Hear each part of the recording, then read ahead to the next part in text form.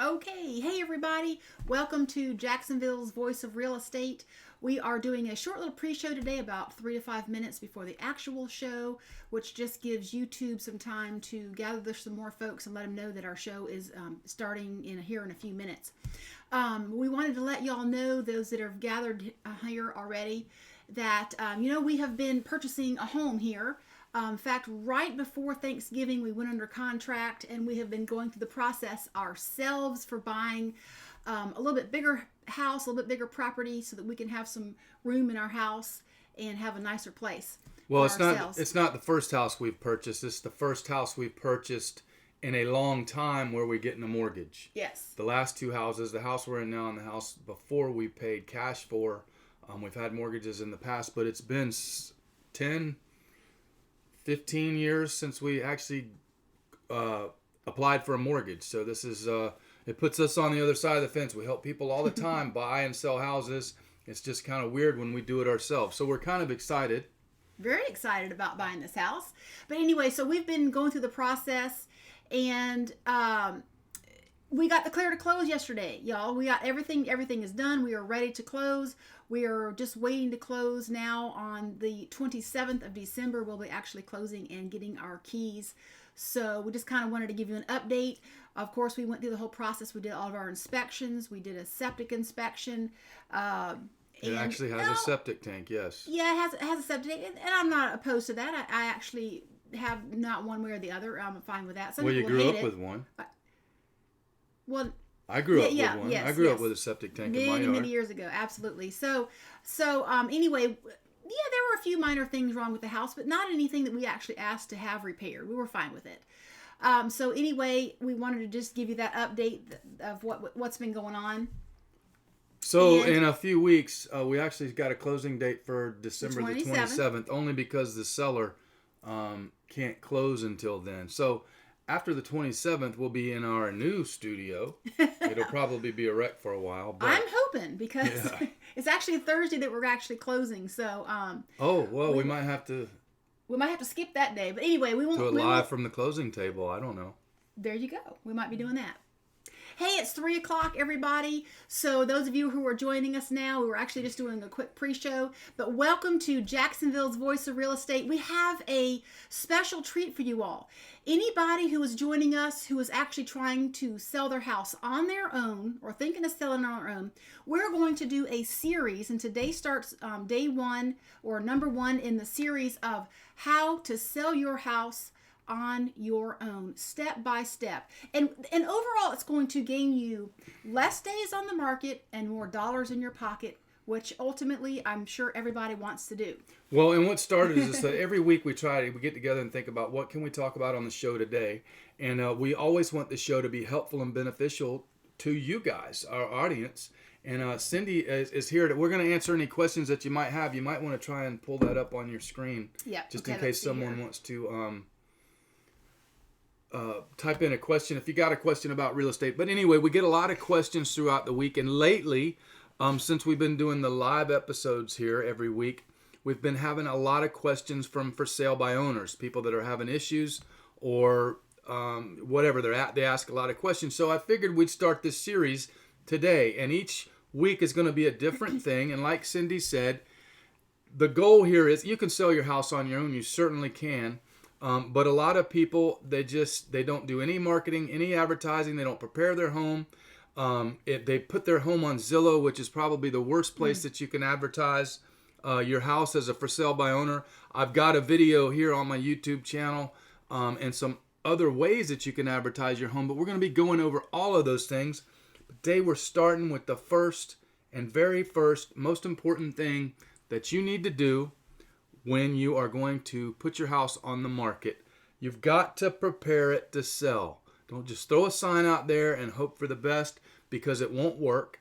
If it does, guaranteed you will get less than what the market will bear. And our goal is to help you get the most that the market will bear and shorten your days on the market, because it's no fun keeping your house on the market and keeping it show ready all the time. So the very first thing that you need to do And listen to me, you can sell your house any way you want to. This is just for those people who want to, like I said, get the most money that the market will bear and sell it in the quickest or least amount of time possible. Start out, you need to have a pre-listing home inspection. And here's why. And by the way, we're just going to hit some highlights on this topic.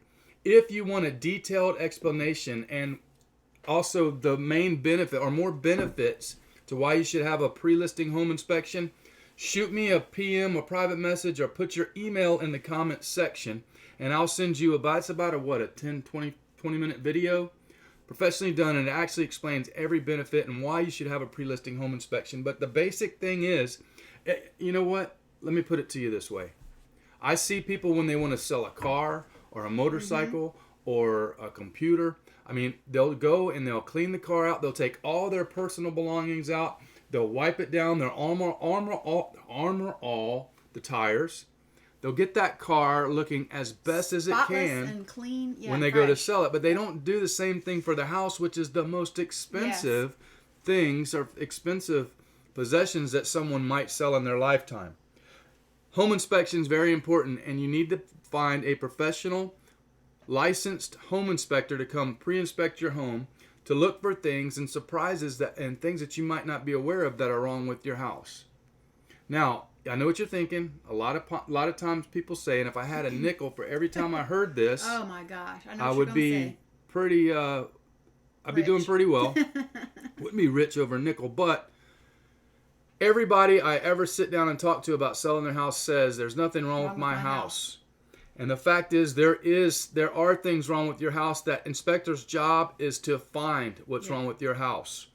And it may be something little, it may be something unseen, it may be something expensive, it may be something that's very easy to fix. But you need to know that ahead of putting your house on the market. And here's why. One of the main reasons is you'll know ahead of time. There's no surprises. After you negotiate your sales price with a buyer, you'll know up front what it's going to cost you to have the major items repaired. Okay? The last thing you want to do is go into it blind, negotiate your best deal with a buyer, then let them come in with their home inspector, and then put the shoe or the power back in their hand when there's things wrong. What you do is you open yourself up to renegotiating the sales price or having to deal with unforeseen, unexpected repairs.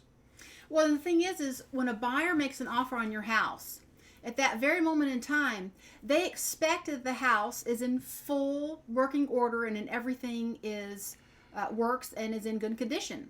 So what happens is when they get an inspection report, which, my gosh, can be 20, 30, 40, 50, 60, 70, 80 pages long, now comes the repair request and or price reduction, right? Yeah, well, they're either going to ask you to repair those things prior to closing, or they're going to ask for a credit or a price reduction. Right. And that's not where you want to be in the transaction. If you want to maintain the upper hand and and like I said, you need to do this ahead of time. Yeah. Another thing is, when they find some things, and they will, you can go ahead and get those things taken care of prior to putting it on the market and do it at your pace. Right. There's a lot of things that they'll find that you can take care of yourself, like, loose electrical socket plates, or, maybe there's a little leak under the sink that just requires tightening a fitting or something. There's a lot of very simple things that can be done, but once you get a repair request from a buyer, at least in our area, the actual repair request that the buyer and seller agree to says that the seller will have those items repaired using a professionally licensed contractor. Which costs a heck of a lot more. Which will cost you more. Yeah. You might have a window screen that's torn out or something. There's a lot of things that you can do on your own ahead of if you get a pre-listing home inspection. You can also take your time. If there's major issues, take your time, get several estimates for those repairs, and pick your contractor wisely. Once you get into a contract, your time frames will be a big constraint on what you can and will be able to do. So those are the two main reasons why you want to do a home inspection. And I think really the main thing is if anything, you won't have to go back and renegotiate after the buyer brings in their home inspector. Now, just because you had your home pre-inspected you need to do a few things there. You need to fix those items that may be of concern to the potential buyer. Go ahead and fix them, get them out of the way. You also need to go ahead and provide that inspection report to the buyers, along with any receipts or explanations of what you had repaired or fixed. That will put everything on the table, and the buyer may feel inclined, depending on how old your report is, they may feel inclined to go ahead and bypass their own home having their own home inspection. There's also going to be a lot more confidence in the buyer's mind if you show them this report and show them that you've repaired everything that's of big concern. Okay? Definitely do that. I had a lady that I put her house on the market. I talked to her just like I am to you now and convinced her to go ahead and do a pre-listing home inspection. Now, she didn't take my advice. She went out and found the cheapest home inspector she could. Another bad move. She didn't use the one that we recommended. He did a terrible inspection. He took her 2 weeks to get her the report. Yeah. And then she didn't even take care of any of the repairs. So the buyer came in, had their own home inspection, and now the seller is like blown away that they're actually asking her to fix these things. And like Cindy says, when a buyer comes in to make an offer on your house, they're going into it blind. They are assuming, like she said, that everything in that house is in working order.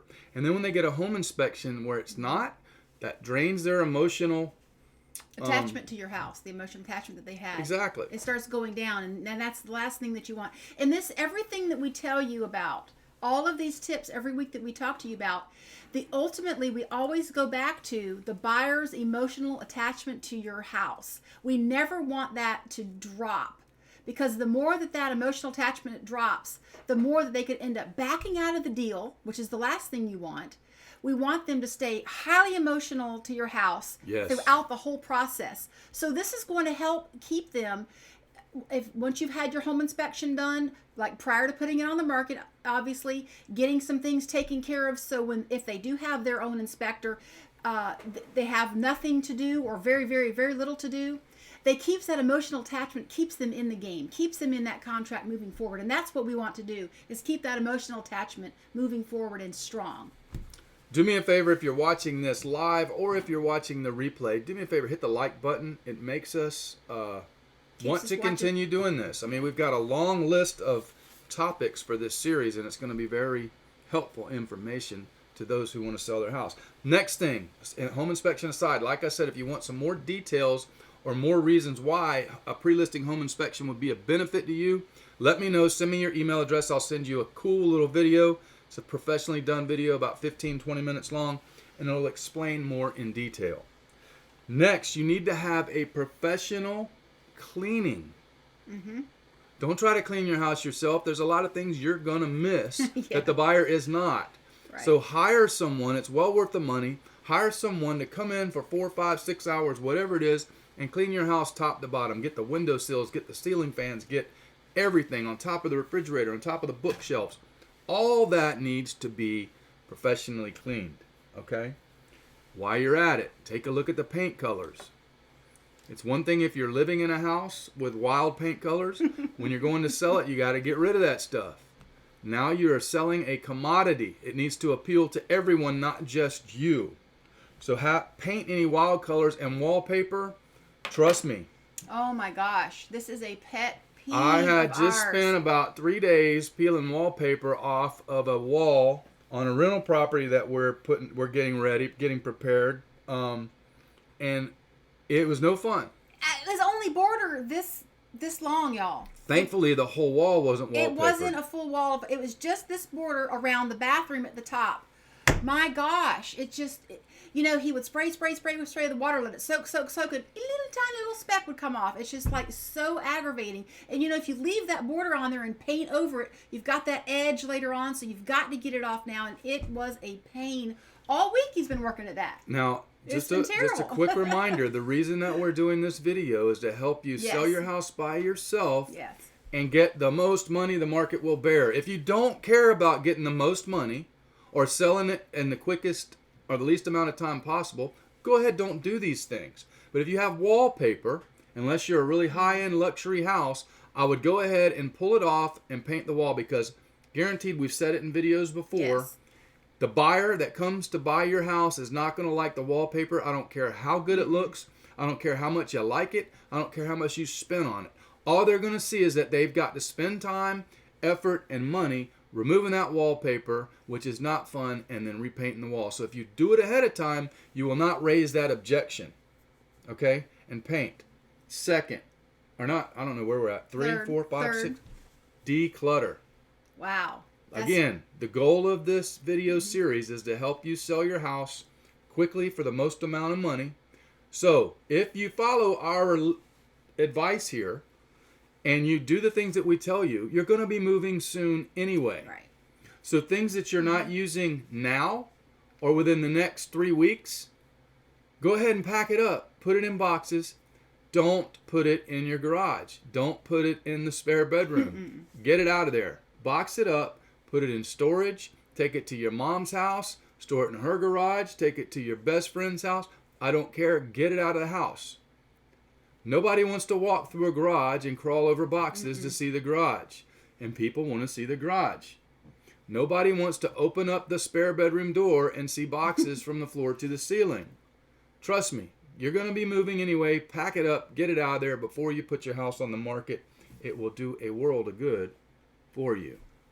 Hey, by the way, if you do want to know a good color, if you are thinking of painting your house, the best color that is in right now is called Dorian Gray from Sherwin-Williams. That just happens to be the color right now, along with a lot of other things in the house, like quartz countertops and white shaker cabinets and things like that. But if you are going to paint, Dorian Gray is a really nice gray tone color for the house. So I have a feeling that some of the rooms in our house when we move in are going to become Dorian Gray. Am I right? Yes, they are. In fact, yes. Now, You'd be correct. The seller of the house that we bought has a room or two that has some really wild stuff, wild colors, but we as realtors can overlook that stuff. Just like we didn't raise issue on a lot of little things that we found on the repair request that most buyers would have asked for. There was actually a small leak, a minor leak in the supply line in one of the bathrooms, which the house we're buying has a crawl space, so they found a leak in the supply line. We're not worried about it. I mean, we're going to have it taken care of when we moved in, but we did not even ask for that.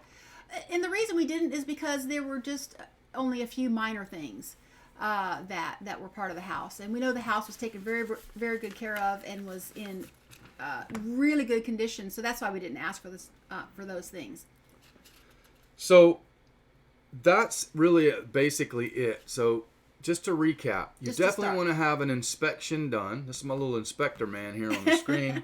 And you also want to make sure that you take care of any repairs. Yeah. You don't have to take care of everything. Just know in the back of your mind that it may be a concern to the buyer, and you may have to take care of it later. But I mean, there are a lot of things that you can take care of on your own. You know, little small leaks and things like that. And again, if you have major things, you definitely want to get those fixed and hire a professional to do it. The last thing you want to do is the buyer to find out that you did things without permits, or you did it without a licensed contractor. You know, like roof repairs and those major things like that. Plumbing repairs you probably shouldn't do on your own either. Electrical repairs, definitely a no-no. There's a lot of things that you can do as a homeowner, but be careful. Just check with your county and you know what their requirements are for permitting and things like that. Definitely take care of those issues, and that will help you out. Next week on our Selling Your House Without an Agent series, I think we're going to, well, I'm not sure yet. We haven't really finished the outline, but we did the Preparing Your House to Sell is today. We're going to talk about websites and photos and things like that, and what you can do for little money to help advertise your house. Besides Zillow, stay off Zillow. Zillow's only hurting you, and we'll talk about that in a future episode as well.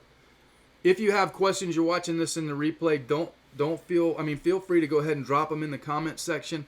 We'll either answer your question there when we see it pop in, or we maybe do a video on it later. We're here to help you in any way.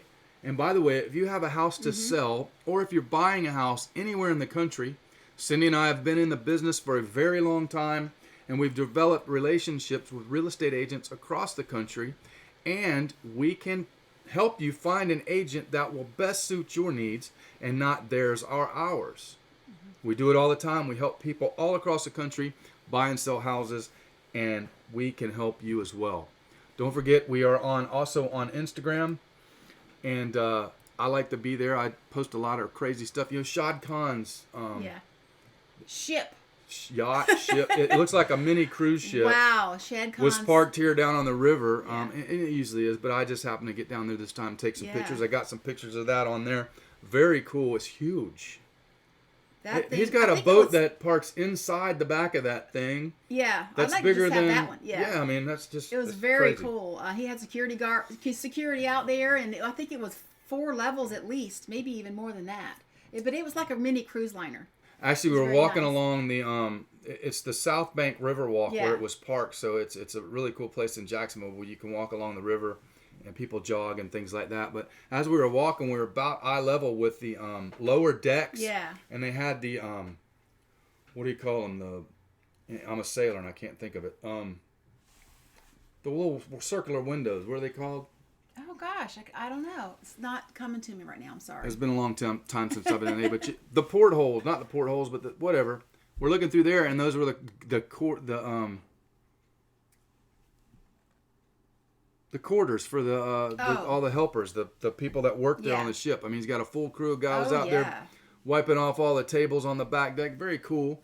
One of these days, maybe Shad Khan will see this and go, "Hey, Mike, come on, we'll take you for a little cruise here." That would be really nice. That would be really cool. Oh, wow.